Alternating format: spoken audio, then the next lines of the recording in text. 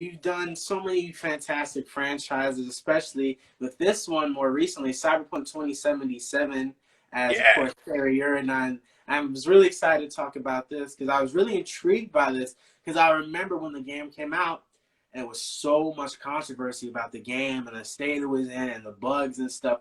What's your take on the Cyberpunk 2077 controversy now looking back on it? It's a shame because the game's amazing. Especially now that they've released the most recent patch, and uh, I think it speaks less to the controversy as much as it speaks to the nature of how difficult it is to get out a game of that caliber.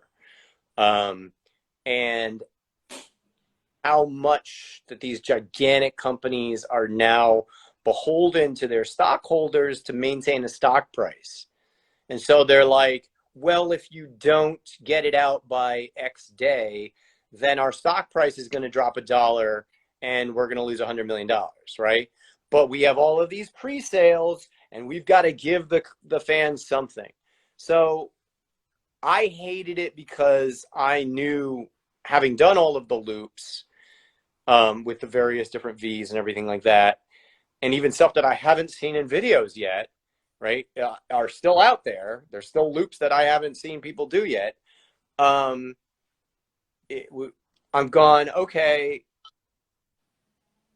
I really wanted that game to do really well. I mean, I love Cyberpunk. I mean, that was one of the few things where I walked into that job and I walked in and I went, I know what this is. And they went, well, and because I had signed all these NDAs, and they were like, well, here's what we think it is. And I was like, this is who this is. This is what it is. This is the whole game. This is the plot. This is the plot. This is how it is. This is based on, because I played that game religiously as a teenager. I have all of the source books. I have all of the original source books over there signed by Mike Pondsmith because I was a dork who went to Comic-Con in the 90s. So I'm a huge fan.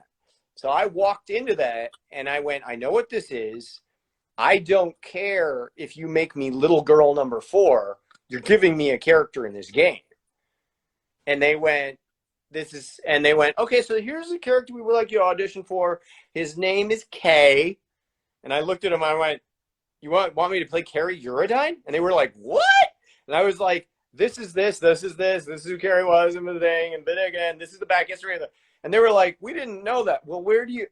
And so, like, it was one of the first time I'd really, like, I had 12 years of research into the character before I did it. So, I mean, because I had game mastered the game, I had already done that voice for Kerry 20 years ago for a bunch of dorks in a room, right? While we're rolling dice and going, do you roll the hit? Well, Kerry really wants to come along and try to do it, right?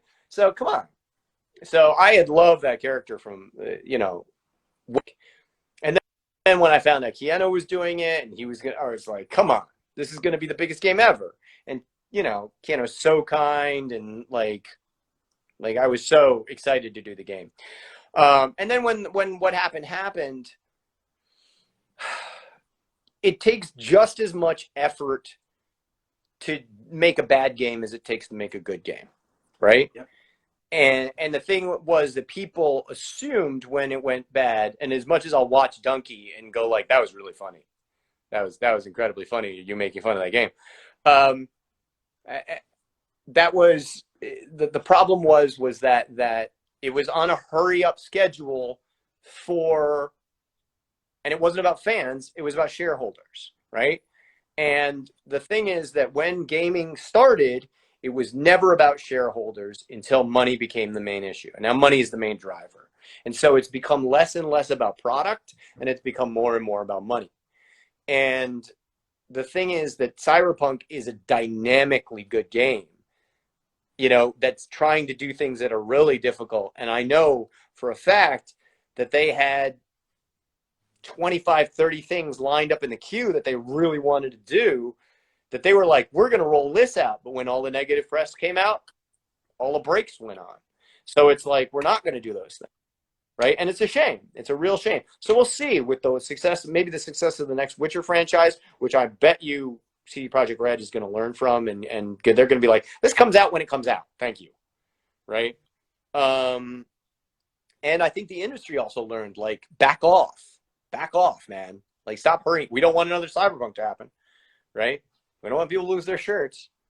So I think that it'll be a good cautionary tale, and in the end will be better for games, although you might have to wait 4 years. But I've waited 10 years for George R. R. Martin's book, so you can wait a little bit longer for a video game.